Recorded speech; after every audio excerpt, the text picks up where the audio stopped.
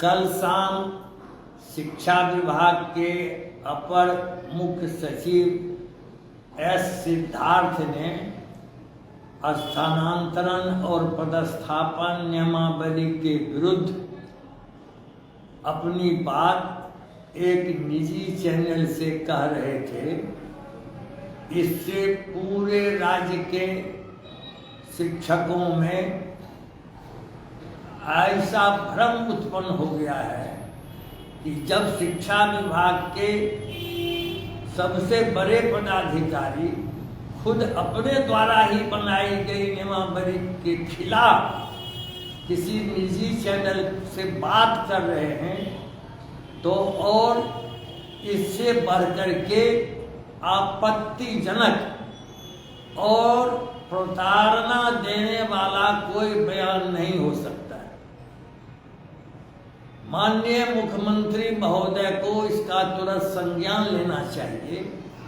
माननीय मुख्यमंत्री से हम अपील करते हैं कि आप इतना बड़ा काम कर रहे हैं, पूरे देश का अनोखा काम, इतने पढ़े लिखे शिक्षित बेरोजगारों को राजकर्मी का दर्जा देकर बिहार लोक सेवा आयोग से नियुक्त करवा रहे हैं और पुराने जो हमारे स्थानीय निकाय के शिक्षक थे उनको भी सक्षमता परीक्षा का अवसर दे करके और परीक्षा देने के साथ ही इस अनिवार्य शर्त के साथ आपने जब जिला आवंटन करा दिया और नई नियमावली में गृह अनुमंडल के छोड़ करके जब आपने नियम बना ही दिया, तो अब आपका ये अपर मुख्य शिक्षा सचिव सिद्धार्थ क्यों इस तरह से बात कर रहे हैं? गृह अनुमंडल छोड़ करके 10 अनुमंडल का विकल्प दीजिए। क्यों? नियम विरुद्ध हम काम नहीं करेंगे। माननीय मुख्यमंत्री महोदय, अपर मुख्य सचिव शिक्षा विभाग, जो आपने जिला आवंटित किया, आपको बिहार के भूगोल का पता नहीं है। 38 जिले में 8 जिले में अनुमंडल नहीं है। हमने पत्र दिया माननीय मुख्यमंत्री को, आपको पत्र दिया, शिक्षा मंत्री को पत्र दिया। अब तो आप हमारे शिक्षकों को परमंडल से भी बदर कर रहे हैं। पहले आप जिला बदर कर दिए, अब परमंडल से भी बाहर कर रहे हैं। भागलपुर परमंडल का क्या होगा? कितने अनुमंडल हैं जोड़ करके देखिए। मगध परमंडल का क्या होगा? सारण का क्या होगा? ये मगध, सारण और भागलपुर के शिक्षक आतंकवादी हैं क्या? इनको कभी अब राज्य से बाहर भी कर दीजिएगा, अब तो परमंडल से बाहर कर रहे हैं। इसलिए आप नियमावली को नहीं तोड़िए। और बिहार माध्यमिक शिक्षक संघ बार बार कह रहा है, रोज रोज समस्याएं उठेगी। आपने महिला के लिए गृह पंचायत से अलग, आप पुरुष शिक्षकों को गृह परमंडल से ही अलग दीजिए। और सबसे बड़ी बात, बड़ी मांग है और शिक्षार्थी के हित में कि जो जहां है महिला अथवा पुरुष अथवा दिव्यांग, उनको वहीं रहने दीजिए और ऐच्छिक तबादला की नीति ही अपनाइए। ऐच्छिक तबादला ही सभी समस्याओं का समाधान है।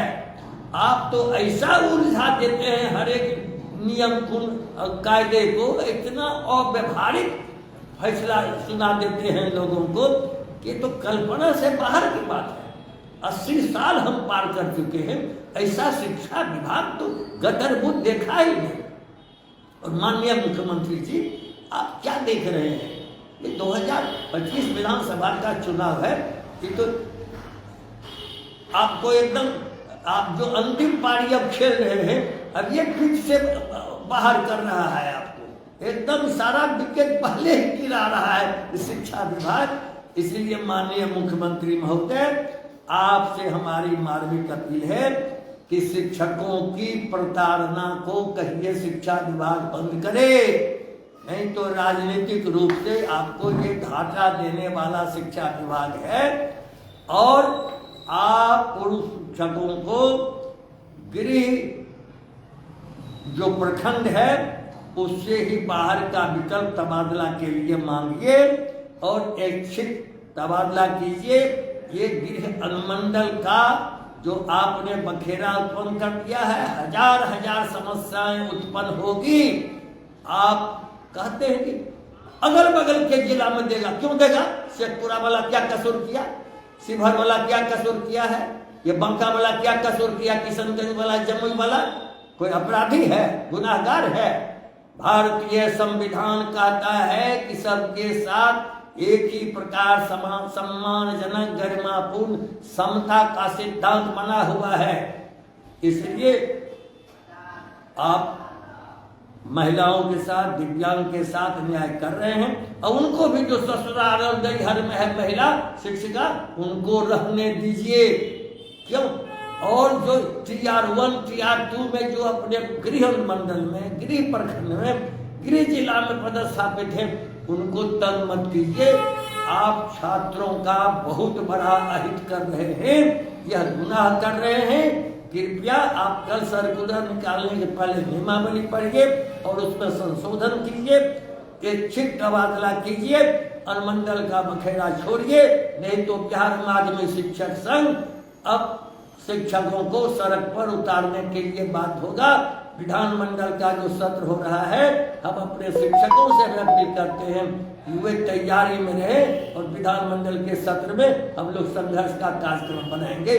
माननीय मुख्यमंत्री जी, आपसे विनम्र निवेदन है कि तुरंत रोकिए, ये अलबल बोल करके नाश कर रहा है, आपकी सारी उपलब्धियों पर पानी फिर रहा है। बस अब इतना ही। कल जहां कानून के खिलाफ करेंगे, फिर हम आपत्ति दर्ज करेंगे।